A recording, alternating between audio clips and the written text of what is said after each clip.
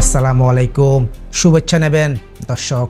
আপনি যদি হঠাৎ শুনতে পান বাংলাদেশ ও যুক্তরাষ্ট্রের মধ্যে এক গোপন বাণিজ্য চুক্তি হয়েছে, আর সেই চুক্তির বিষয়বস্তু জনগণের সামনে আনা যাবে না, যতক্ষণ না আমেরিকা সম্মতি দেয়, ততক্ষণ আপনার মনে কি প্রশ্ন জাগবে? আপনি কি ভাববেন এই চুক্তিতে কি এমন আছে যেটা আমরা জানতেও পারি না? নাকি ভাববেন এটা কি সত্যিই দেশের স্বার্থে, নাকি আরও অন্য কোনো কারো স্বার্থে? আজ আমরা বলবো সেই নন ডিসক্লোজার বা অপ্রকাশযোগ্য চুক্তির নেপথ্যের কথা। চলুন একে একে জেনে নেই। কেন গোপন এই চুক্তি? 25টি বোয়িং বিমান কেন কেনা হচ্ছে? এটা কি শর্ত নাকি শোপিস? যুক্তরাষ্ট্রের আসল আগ্রহ কি ছিল? আর বাংলাদেশের প্রাপ্তি কি শুধুই শুল্ক কমানো, নাকি আরও অন্য কিছু?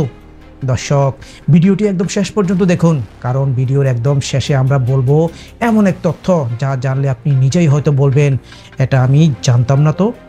এমন সত্যভিত্তিক বিশ্লেষণধর্মী কন্টেন্ট পেতে চাইলে এখনই আমাদের ইউটিউব চ্যানেলটি সাবস্ক্রাইব করে ফেলুন, ফেসবুক পেজে ফলো দিয়ে রাখুন। চলুন এবার শুরু করা যাক। দর্শক, প্রথম প্রশ্ন, চুক্তিটা গোপন কেন? ওয়াশিংটনে দেওয়া এক সাক্ষাৎকারে অন্তর্বর্তীকালীন সরকারের বাণিজ্য উপদেষ্টা শেখ বশিরউদ্দিন স্পষ্ট বলেন, এই চুক্তি নন ডিসক্লোজার, অর্থাৎ এটি এখনোই প্রকাশ করা যাবে না। কেন? কারণ চুক্তির পক্ষদ্বয় বাংলাদেশ এবং যুক্তরাষ্ট্র একত্রে সম্মতি না দিলে তা প্রকাশযোগ্য নয়। তিনি বলেন, এটা শুধু আন্তর্জাতিক রীতি নয়, আমাদের দেশেও যখন কেউ জমি বা সম্পদ হস্তান্তর করে তখনও গোপনীয়তা রাখা হয়। যেমন ধরুন, দুই ব্যক্তি একসঙ্গে বাড়ি কেনেন, তখনও গোপন রাখেন। তাহলে যুক্তরাষ্ট্রের মতো দেশের সঙ্গে রাষ্ট্রীয় পর্যায়ে এই শর্তটা থাকাটা কি অস্বাভাবিক? তবে প্রশ্ন থেকেই যায়, এই চুক্তিতে এমন কি আছে যা জনগণের সামনে আনা যাবে না? চলুন দ্বিতীয় প্রশ্নে, দেশের স্বার্থ বিকিয়ে দেওয়া হচ্ছে কি?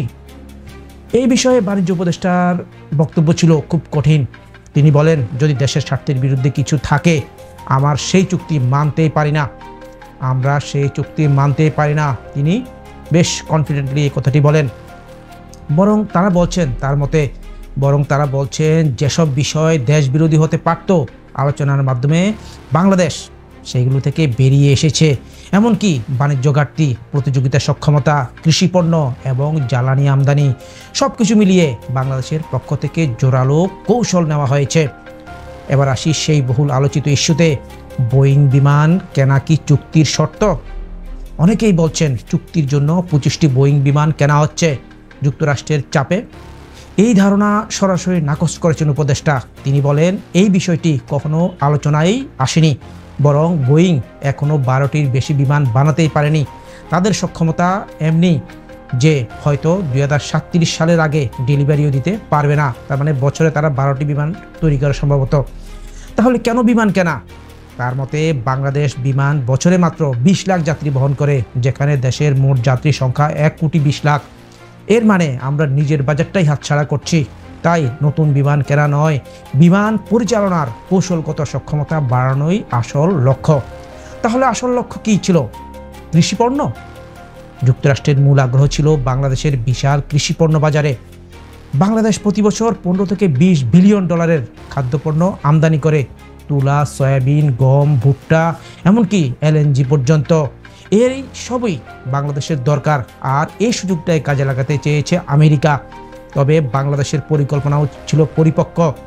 এই পণ্যগুলো এমনিতেই আমদানি হয়, সেগুলো যুক্তরাষ্ট্র থেকে কিনলে শুল্ক সুবিধা পাওয়া যাবে, প্রতিযোগিতা বাড়বে এবং বাজার স্থিতিশীল থাকবে।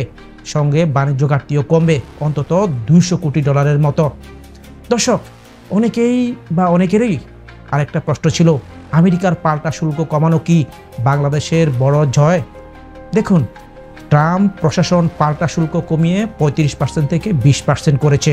এটা বাংলাদেশের জন্য তাৎপর্যপূর্ণ, কিন্তু উপদেষ্টা সতর্ক করেই বলছেন, এটাই শেষ নয়, এটার সফলতা নির্ভর করবে রপ্তানিকারকদের সক্ষমতার উপর।